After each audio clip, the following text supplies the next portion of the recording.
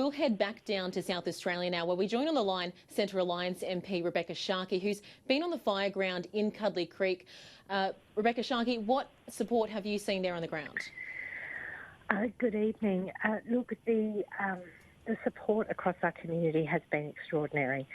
I've been at a number of the CFS locations across the fireground today, and we have had volunteers from, far down Port Macdonald, kilometres, hundreds of kilometres away, that have been on our firegrounds in the Adelaide Hills.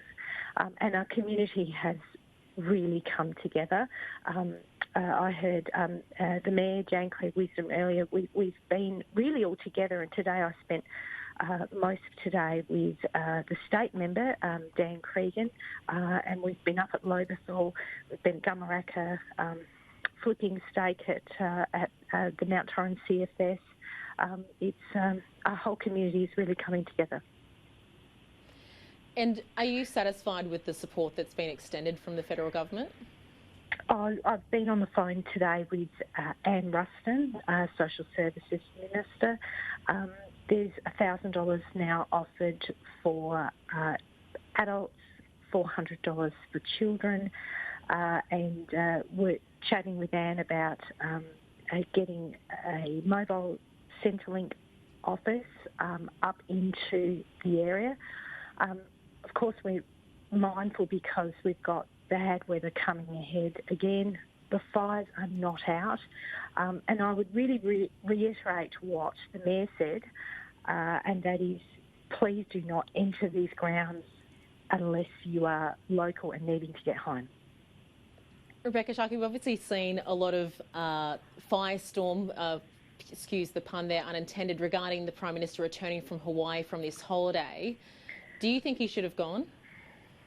Look, that's a matter for the Prime Minister. I'm focused on my own community. And it was heartwarming to see at Oakbank yesterday. There was an emergency meeting there, and you had all three levels of government working together.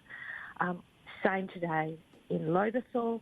I'm not really focused on the Prime Minister, with all due respect. And as for climate change, do you think we saw obviously Michael McCormack say that obviously he's sort of more acknowledging that it does exist? Do you think the PM also needs to follow suit? Look, I think the Prime Minister did talk about climate change today. What I saw briefly, look, I can't describe to you how horrific the situation was on Friday. I've lived in the Adelaide Hills really all my adult life, and I have never known it to be so hot and so windy. And really, I'm just so grateful to the CF that they were able to save so many homes. Driving for, kilometre after kilometre today, in many cases, all the paddocks are gone, the sheds are gone, but they managed to save some of these houses, and I don't know how they did it under those circumstances. Just finally, Rebekha Sharkie, there's also been a lot of conversation regarding whether volunteer firefighters should be remunerated or paid for their time. What are your thoughts? Well, I've talked to a lot of firefighters about this because I've got a very large regional electorate. Some of them are concerned that people will get involved for the wrong reasons. But then I look to New South Wales, and we've got many that have been away from their own employment for a long period of time.